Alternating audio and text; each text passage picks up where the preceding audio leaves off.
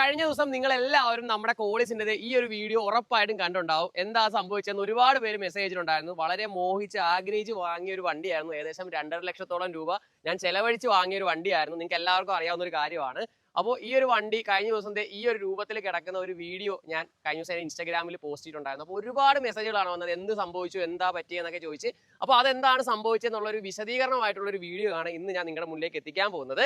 അപ്പോൾ ഇങ്ങനെ ഒരു പഴയ വണ്ടി, അതും 2004 മോഡലാണ് ഈ ഒരു വണ്ടി, ഒരു പഴയ വണ്ടി, ഒരു 7 സീറ്ററോ 8 സീറ്ററോ 10 സീറ്ററോ ഒക്കെ വാഹനം സ്വന്തമാക്കാൻ ആഗ്രഹിക്കുന്നവർക്ക്, ഡീസൽ വണ്ടി പ്രത്യേകിച്ച് സ്വന്തമാക്കാൻ ആഗ്രഹിക്കുന്നവർക്ക് എന്തായാലും ഈ ഒരു വീഡിയോ ഉപകാരപ്പെടും. സ്കിപ്പ് ചെയ്യാതിരിക്കുക. അതേപോലെ തന്നെ ഇങ്ങനെ ഒരു വണ്ടി, അതായത് ഇതേപോലെ ഡീസൽ വാഹനം പഴയതൊരെണ്ണം സ്വന്തമാക്കാൻ ആഗ്രഹിക്കുന്ന നിങ്ങളുടെ സുഹൃത്തുണ്ടെങ്കിൽ അവർക്ക് കൂടെ ഈ ഒരു വീഡിയോ ഷെയർ ചെയ്ത് കൊടുത്തു കഴിഞ്ഞാൽ അവർക്ക് ഈ ഒരു വീഡിയോ 100% ഉപകാരം. അപ്പോൾ വീഡിയോ എടുക്കാൻ വേണ്ടി ഇവിടെ വന്ന കേട്ടോ, ഒടുക്കത്തെ കാറ്റ് നോക്കിയതേ, ഒടുക്കത്തെ കാറ്റ് ഇങ്ങോട്ട് നോക്കിയേ. ഞങ്ങളുടെ ആലപ്പുഴയുടെ ഭംഗിയുണ്ട, അടിപൊളി പാടം.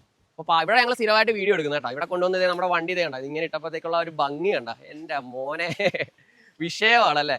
നമ്മുടെ മെയിനായിട്ടും ഞാൻ ഈ ഒരു വണ്ടി എടുക്കാനുള്ള കാരണം നിങ്ങളിപ്പോൾ ഈ കാണുന്ന ഈ ഒരു ഭംഗിയാണ് കേട്ടോ. ഞാൻ ഒരുപാട് കോൾസ് പോയി നോക്കി, പക്ഷേ ഇത്രയും ഒരു നീറ്റ് ക്വാളിറ്റി ഉള്ളൊരു വണ്ടി കണ്ടില്ല. ബോഡി ക്വാളിറ്റിയും എഞ്ചിനും അത്യാവശ്യം നല്ലതായിരിക്കും എന്ന് ഓർത്താൽ എടുത്തത്, പക്ഷേ എഞ്ചിന് പണി കിട്ടി, പക്ഷേ ബോഡി വലിയ കുഴപ്പമില്ല. അപ്പോൾ എന്താണ് സംഭവിച്ചത് എന്ന് പറയുന്നതിന് മുമ്പേ ആദ്യം എനിക്ക് ഈ ഒരു എഞ്ചിൻ റൂം ഒന്ന് തുറന്ന് നിങ്ങളെ കാണിക്കണം. തുറന്ന് വെച്ചോണ്ട് വേണം പറയാൻ. അതായത് ഏതൊരു വണ്ടി സ്നേഹിയെ സംബന്ധിച്ച് വണ്ടിയുടെ എഞ്ചിൻ എന്തെങ്കിലുമൊക്കെ സംഭവിച്ചു കഴിഞ്ഞാൽ നമുക്ക് ഭയങ്കര ബുദ്ധിമുട്ടാണ്. കാരണം നമ്മുടെ കയ്യിൽ നിന്ന് ഒരുപാട് പൈസ ചിലവാകും. അതേപോലെ തന്നെ നമുക്ക് വണ്ടി ഓടിക്കാൻ തന്നെ ഒരു കോൺഫിഡൻസ് നഷ്ടപ്പെടും അല്ലേ. അപ്പോൾ അതേപോലത്തെ ഒരു അവസ്ഥയിലൂടെയാണ് കഴിഞ്ഞ ഒരു മാസമായിട്ട് ഞാൻ കടന്നു പോയിക്കൊണ്ടിരുന്നത്. നമ്മുടെ ഈ ഒരു വണ്ടിക്ക് എഞ്ചിന് വർക്ക് വന്നിരുന്നു. അപ്പോൾ ഞാൻ ഈ ഒരു വണ്ടി എടുക്കാൻ പോയ സമയത്ത് ഇതിന്റെ എഞ്ചിനും കാര്യങ്ങളൊക്കെ നോക്കിയതായിരുന്നു. ഇതിനപ്പോൾ കാഴ്ചയിലുള്ള പ്രശ്നങ്ങളൊന്നുമില്ല. കാരണം എഞ്ചിന് എന്തെങ്കിലും കംപ്ലൈന്റ് ഉണ്ടെങ്കിൽ നമുക്കത് പുകയായിട്ട് ബാക്കിലൂടെ വരും. അതേപോലെ തന്നെ സൗണ്ടിൽ എന്തെങ്കിലുമൊക്കെ പ്രശ്നങ്ങളുണ്ടാവും. കോളിസിനെ സംബന്ധിച്ച് ഇതിന്റെ എഞ്ചിന്റെ കാര്യം നിങ്ങൾക്ക് എല്ലാവർക്കും അറിയാവുന്ന കാര്യമാണ്. ടൊയോട്ടയുടെ എഞ്ചിനാണ്. ഏത് കാട്ടിൽ എത്ര വർഷം ഉപയോഗിക്കാതെ ഉപേക്ഷിച്ചിട്ട വണ്ടിയാണെങ്കിൽ പോലും ബാറ്ററി കണക്ട് ചെയ്ത് ഓയിലും വാട്ടറൊക്കെ ചെക്ക് ചെയ്തിട്ട് ഒന്ന് ക്രാങ്ക് ചെയ്ത് കഴിഞ്ഞാൽ വണ്ടി അപ്പോൾ സ്റ്റാർട്ട് ആവും. അതാണ് ഈ ടൊയോട്ടയുടെ കോളിസിന്റെ എഞ്ചിന്റെ പ്രത്യേകത. നമ്മൾ ഏതൊരു വണ്ടി എടുക്കാൻ പോയാലും നമ്മൾ ചെക്ക് ചെയ്യുന്ന ഒരു കാര്യമാണ് നമ്മുടെ വണ്ടിയുടെ അകത്തെ ഓയിൽ. ഇത് കണ്ടോ, അതെ ഇപ്പോൾ ഞാനിപ്പോൾ നമ്മുടെ അകത്ത് ഓയിൽ ഉണ്ടോ, അതെ ഓയിൽ ലെവലാണ് നമ്മൾ എല്ലാവരും ചെക്ക് ചെയ്യുന്ന ഒരു കാര്യം. അപ്പോൾ ഞാൻ ഈ വണ്ടി എടുക്കാൻ പോയ സമയത്ത് ഞാൻ ഓയിലും കാര്യങ്ങളൊക്കെ ചെക്ക് ചെയ്തിട്ടുണ്ടായിരുന്നു. അപ്പോൾ ഈ ഒരു വണ്ടി എനിക്ക് തന്ന ആൾ പറഞ്ഞത് എന്താ വെച്ചാൽ ഈ വണ്ടി അധികം പുള്ളി വിൽക്കാൻ വേണ്ടി എടുത്ത വണ്ടിയാണ്. അതുകൊണ്ട് തന്നെ പുള്ളിക്കാരൻ ഓയിൽ ചേഞ്ച് കാര്യങ്ങൾ നടത്തിയിട്ടില്ല. പുള്ളി നല്ലതുപോലെ വണ്ടി ഓടിക്കുന്നുണ്ടായിരുന്നു. ഏകദേശം 10,000 കിലോമീറ്ററോളം വണ്ടി ഓടുന്നുണ്ടായിരുന്നു. അപ്പോൾ ഞാൻ ഓയിൽ ഡിസ്റ്റിക് എടുത്ത് നോക്കിയ സമയത്ത് ഓയിൽ ലെവൽ ചെറുതായിട്ടൊരു കുറവ് കാണിച്ചു. അപ്പോൾ ഞാൻ വിചാരിച്ചു പുള്ളി അത് ഓയിൽ മാറാതിട്ട് ഓടിച്ചുകൊണ്ട് തന്നെ അതിന്റെ ഓയിൽ കയറി കട്ടി പിടിച്ചായിരിക്കും എന്ന് ഓർത്ത് ഞാനത് വലിയ കാര്യമാക്കിയില്ല. വണ്ടിക്ക് കാഴ്ചയിൽ സ്മോക്കോ കാര്യങ്ങളോ ഒന്നും ഇല്ലായിരുന്നു, വൈറ്റ് സ്മോക്കും കാര്യങ്ങളോ ഒന്നും വരുന്നില്ലായിരുന്നു. അങ്ങനെ വണ്ടി എടുത്ത് വീട്ടിൽ കൊണ്ടുവന്നു കഴിഞ്ഞാൽ നമ്മൾ ഇതിന്റെ അകത്തുള്ള സർവീസ് ഒക്കെ ചെയ്തു. അതായത് ഓയിൽ ഫിൽറ്റർ, ഡീസൽ ഫിൽറ്റർ, അതേപോലെ കിടന്നിരുന്ന ഓയിൽ മാറ്റി. ഓയിൽ അത്യാവശ്യം നല്ല കുറുകയായിരുന്നു. ആ സമയത്ത് ഓയിലും കാര്യങ്ങളൊക്കെ മാറി നമ്മൾ വണ്ടി എന്ത് ചെയ്തു, രണ്ടാമത് എല്ലാ സർവീസുകളും ചെയ്ത് വണ്ടി ഇറക്കി ഞാൻ ഒരു മാസം ഓടിച്ചു. ഒരു 1000-1500 കിലോമീറ്ററോളം ഓടിച്ചു കഴിഞ്ഞാൽ നമ്മൾ ഡീസൽ വണ്ടിയാണ്, എല്ലാ ദിവസവും രാവിലെ എടുത്തതിന് പിന്നെ ഓയിൽ ചെക്ക് ചെയ്യണം. അപ്പോൾ ഒരാഴ്ച കൂടുമ്പോഴാണ് ഞാൻ ഓയിൽ ചെക്ക് ചെയ്യുന്നത്. അപ്പോൾ ഓരോ ആഴ്ച കഴിയുമ്പോൾ ഓയിൽ ലെവൽ കുറയുന്നതായിട്ട് എനിക്ക് തോന്നി.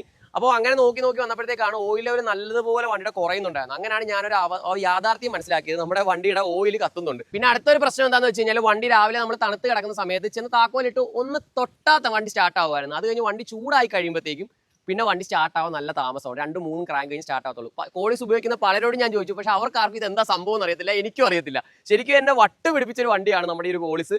വളരെയധികം എന്ന് വെച്ചാൽ ചിലർ പറയും ഓയിൽ കത്തുന്നില്ല, ചിലർ പറയും ഓയിൽ കത്തുന്നുണ്ട്, ചിലർ പറയും അത് ഡീസലിന്റെ പ്രശ്നമാണ്, ഡീസൽ കൂടുതൽ കത്തുന്നതാണ്, പമ്പ് പണി എന്ന് പറയുന്ന മൊത്തത്തിൽ എനിക്ക് വട്ടായിരുന്നു. പിന്നെ ഓയിൽ ലെവൽ കുറയുന്ന അറിഞ്ഞപ്പോഴാണ്, ഓയിൽ ലെവൽ നല്ലപോലെ കുറയുന്നുണ്ടായിരുന്നു. ഏകദേശം 3/4 ലിറ്ററോളം, 1000 കിലോമീറ്റർ ഓടുമ്പോൾ 3/4 ലിറ്റർ ഓയിലോളം കുറയുന്നുണ്ടായിരുന്നു. അപ്പോൾ അതുകൊണ്ടാണ് ഞാൻ കൊണ്ടുപോയി എഞ്ചിൻ ഒന്ന് മൊത്തത്തിൽ ഇറക്കി രണ്ടാമതൊന്ന് ഫുള്ള് റീസ്റ്റോർ ചെയ്ത് പിസ്റ്റണും റിങ്സും സ്ലീവ്സും എല്ലാം മാറി പുത്തൻ എഞ്ചിനാക്കിയാണ് ഇപ്പോൾ വണ്ടിയിൽ വെച്ചിരിക്കുന്നത്. കോളിസ് എന്നൊരു വണ്ടി എടുക്കാൻ പോകുന്നത് പലരോടും ചോദിക്കുമ്പോഴത്തേക്ക് എല്ലാവരും പറയുന്നത് ലോ മെയിൻ്റനൻസ്, ലോ കോസ്റ്റ് ആണ്. പക്ഷേ ഈ ഒരു വണ്ടിക്ക് ഒരു പണി വന്നു കഴിഞ്ഞാൽ നമ്മുടെ ഷഡ് കീറുന്നതിൽ യാതൊരു സംശയവും ഇല്ല. കാരണം ആ ഒരു അവസ്ഥയിലൂടെ കടന്നു പോയ ഒരാളാണ് ഞാൻ. ഓക്കെ, പിന്നെ ഒരു കാര്യം എന്ന് വെച്ച് കഴിഞ്ഞാൽ ഇങ്ങനെയുള്ള വണ്ടികൾ എടുക്കുമ്പോഴത്തേക്കും ഇതിന് തേയ്മാനം 100% സംഭവിച്ചിരിക്കും. എന്ന് വെച്ചാൽ ഈ വണ്ടിയിൽ വരുന്ന സ്പീഡോമീറ്റർ എന്നുള്ളത് അത് മാനുവൽ സ്പീഡോമീറ്റർ ആണ്. നമുക്ക് വണ്ടി തരുന്നവർ എന്തായാലും അത് കറക്കി മാറ്റി കിലോമീറ്റർ കുറച്ചായിരിക്കും വെച്ചിരിക്കുന്നത്. ഇതിനകത്ത് ഇപ്പോൾ കിടക്കുന്ന ഏകദേശം 2.5 ലക്ഷം കിലോമീറ്റർ ആണ്.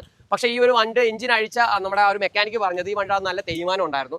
എങ്ങനെ പോയാലും ഒരു 5 ലക്ഷത്തിന് മുകളിൽ ഈ വണ്ടി ഓടിയിട്ടുണ്ട്. പിന്നെ എന്തായാലും വണ്ടിക്ക് പണി വരും എന്ന് 100% മനസ്സിൽ വെച്ചുകൊണ്ട് വേണം ഈ ഒരു വാഹനം എടുക്കാൻ. കാരണം ഇതിൻ്റെ അകത്ത് പിസ്റ്റൺ റിങ്സിനൊക്കെ ഏകദേശം 7 ലക്ഷം കിലോമീറ്റർ മേളിൽ വരെ ഓടാൻ സാധ്യതയുള്ളതാണ്. കാരണം ഞാൻ എൻ്റെ ചാനലിൽ കൂടെ തന്നെ പല വണ്ടികൾ നിങ്ങളെ പരിചയപ്പെടുത്തിയിട്ടുണ്ട്, 7-8 ലക്ഷം കിലോമീറ്റർ ഓടിയ വണ്ടി. അതെന്തുകൊണ്ടാണെന്ന് വെച്ച് കഴിഞ്ഞാൽ അവർ ആ വണ്ടി അത്രത്തോളം മെയിൻറ്റെയിൻ ചെയ്ത് ഓടിക്കുന്നതുകൊണ്ടാണ് ആ വണ്ടി നല്ല രീതിയിൽ ഓടുന്നത്. ഞാൻ ഈ ഒരു വണ്ടി സ്വന്തമാകുന്നതിന് മുന്നേ ഈ വണ്ടി 4 പേരെ കൈമാറാൻ എൻ്റെ കയ്യിലേക്ക് വന്നത്. അവർ ഈ വണ്ടി എങ്ങനെയാണോ കൊണ്ടു നടന്നത്, ഓയിലൊന്നും മാറാതെ, എയർ ഫിൽറ്റർ മാറാതെ, അതേപോലെ തന്നെ ഇതിനകത്ത് ഡീസൽ ഫിൽറ്ററും കാര്യങ്ങളൊന്നും മാറാതെ കൊണ്ടു നടന്നത് കൊണ്ടാണ് ഇതേപോലെ ഒരു അവസ്ഥ ഈ ഒരു വണ്ടിക്ക് ഉണ്ടായത്. അല്ലെങ്കിൽ പുഷ്പം പോലെ ഏകദേശം 8 ലക്ഷം 9 ലക്ഷം കിലോമീറ്റർ ഈ ഒരു എഞ്ചിൻ ലൈഫ് കിട്ടും. അത് യാതൊരു സംശയമില്ല. ഓയിൽ എന്ന് പറഞ്ഞാൽ മാക്സിമം ഒരു 5000-6000 കിലോമീറ്റർ കൂടുതൽ കോളിസിന്റെ ഒന്നും ഓയിൽ ഒരിക്കലും നിങ്ങൾ ഓടിക്കരുത്. ഓടിച്ചു കഴിഞ്ഞാൽ നമ്മുടെ വണ്ടിയുടെ എഞ്ചിൻ കംപ്ലൈന്റ് ആണ്. അപ്പോൾ ഇതിൽ കമന്റ് ബോക്സിൽ പലരും വന്ന് പറയും ഞങ്ങളുടെ വണ്ടി ഞങ്ങൾ 10,000 ഒക്കെ ആകുമ്പോഴാണ് മാറുന്നത്. പക്ഷേ അതിപ്പോൾ അറിയത്തില്ല, കുറെ കഴിയുമ്പോഴേ അറിയത്തുള്ളൂ. നല്ല രീതിയിൽ ഓടുന്ന വണ്ടിയാണെങ്കിൽ എന്തായാലും ഇതിൻ്റെ അകത്ത് സ്ലെഡ്ജ് അടിച്ച് ആകെ അലമ്പായിട്ടായിരിക്കും കിടക്കുന്നത്. അപ്പോൾ ഒരു 6000 കിലോമീറ്റർ ആകുമ്പോൾ നിങ്ങൾ എന്ത് ചെയ്യുക, ഓയിൽ മാറി കൊടുക്കുക. അത് നല്ല ഓയിൽ ഇടുക, നല്ല ഓയിൽ ഒഴിക്കുക. കഴിവതും നമ്മുടെ ടൊയോട്ടയുടെ ഒക്കെ തന്നെ ഓയിൽ കിട്ടും, അതൊക്കെ വാങ്ങി ഒഴിക്കുന്നത് എപ്പോഴും നല്ലതായിരിക്കും. പിന്നെ ഒരു കാര്യം എന്ന് വെച്ചാൽ ഡീസൽ ഫിൽറ്ററും കാര്യങ്ങളും, അതായത് ഇതിന്റെ വണ്ടിയിൽ വരുന്ന ഫിൽറ്ററുകളെല്ലാം നിങ്ങൾ കൃത്യമായ സമയത്ത് തന്നെ മാറി കൊടുക്കുക. ഒരിക്കലും 10,000 കിലോമീറ്റർ 20,000 കിലോമീറ്റർ കഴിഞ്ഞിട്ടൊക്കെ മാറാമെന്ന് ഒരിക്കലും വിചാരിക്കരുത്. കൃത്യമായ സമയത്ത് ഇതൊക്കെ ചെയ്ത് കൊടുത്തു കഴിഞ്ഞാൽ ഈ ഒരു എഞ്ചിൻ എന്തായാലും നല്ല രീതിയിൽ ഈട് നിൽക്കും. അപ്പോൾ എഞ്ചിൻ വർക്ക് കഴിഞ്ഞിട്ട് നമ്മുടെ ഈ ഒരു കോളിസ് ഒന്ന് സ്റ്റാർട്ട് ആക്കിയാൽ നിങ്ങളൊന്ന് കേൾപ്പിച്ചു തരാം എങ്ങനെയുണ്ട് ആ ഒരു സൗണ്ട് എന്ന് കൃത്യമായിട്ട് കേൾക്കാം കേട്ടോ.